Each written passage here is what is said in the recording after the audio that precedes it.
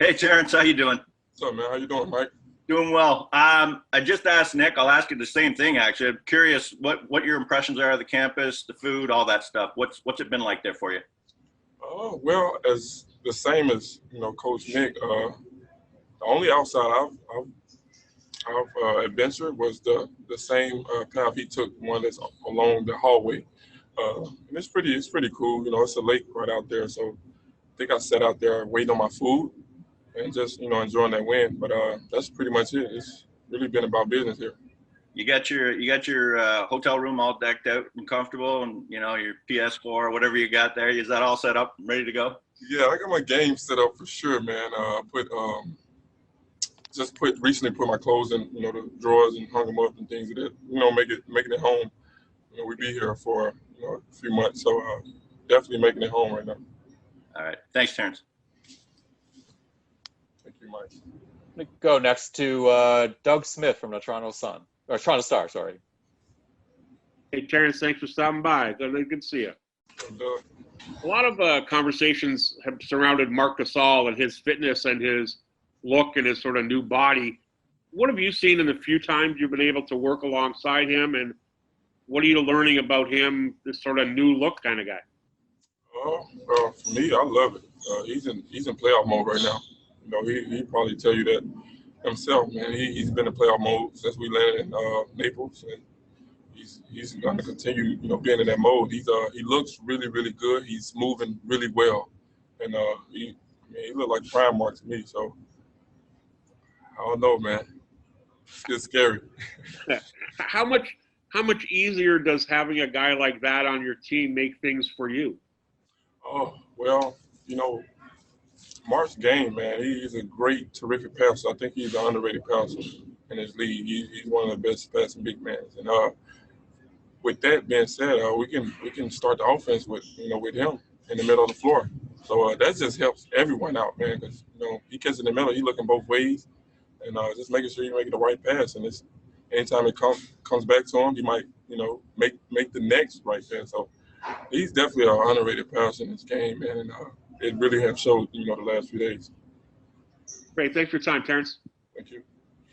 Next, we're going to go to Michael Grange from Sportsnet. Hey, TD. Hi, Mike. How are you? You've talked a lot about Serge being an influence on you. But when you look at the vets on this team, Serge, what you were just talking about with Mark, Kyle, I know, has put in a lot of work and looks really good, at least in what we've seen on Instagram or whatever. What have you if you were to go and talk to your the person you were when you're still in school, thinking about playing pro ball, what would the lessons you've learned from these guys and how they carry themselves and take care of themselves, like what would you want to tell yourself? Professionalism. Basically, it's more than simple. Professionalism, it goes a lot of ways, with taking care of your body, because, that's what's going to take care of you. That's your money maker right there. And, just eating right, man, putting the right things inside your body, and just being, like I said, professionalism, being on time, just doing things the right way. And do you kind of look at the discipline they have with it and go, oh, man, I'll do that when I'm that old? Or have you really kind of absorbed a lot of those lessons? Were you careful about yourself during your break, going back home and all that? Yeah, no doubt, man. I'm a sponge right now. Being a rook, man, some things don't go rook's way, but that's the nature of this game, man. You gotta climb the ladder, and just being a professional is one way to just keep you in this league. Thank you, Terrence. Next, we got Eric Corrine from The Athletic. Hey, Terrence. Thanks so much for joining us today. Thank you, Eric.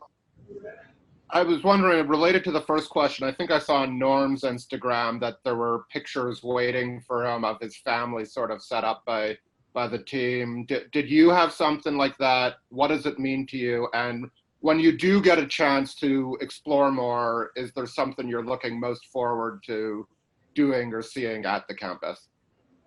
Well, I noticed it walking in my room. They had pictures set up one of me and my son, and then one of like all my family members after like college game, and it meant a lot, man. It felt like they really care. Just seeing that picture, it was heartwarming. Obviously I miss my son. Every day, like just being without him, but one day he'll understand what Daddy does for a living. But other than that, getting out and on campus, it's not really ideal right now. Just trying to get the hang of things. Getting the hang of things, of how things going. Breakfast is sometimes in the room, sometimes it's in the meal room. So just really getting the hang of things right now, and then maybe I'll venture after that. But right now it's really about business. Appreciate it, Terence. Stay well. Thank you.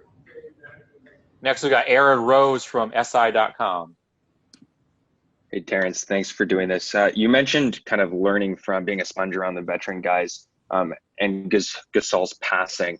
Obviously, very different positions and body types, but are there things that you've been able to take away from some of the bigger guys on the team, like Gasol, and implement in your game in a very different way?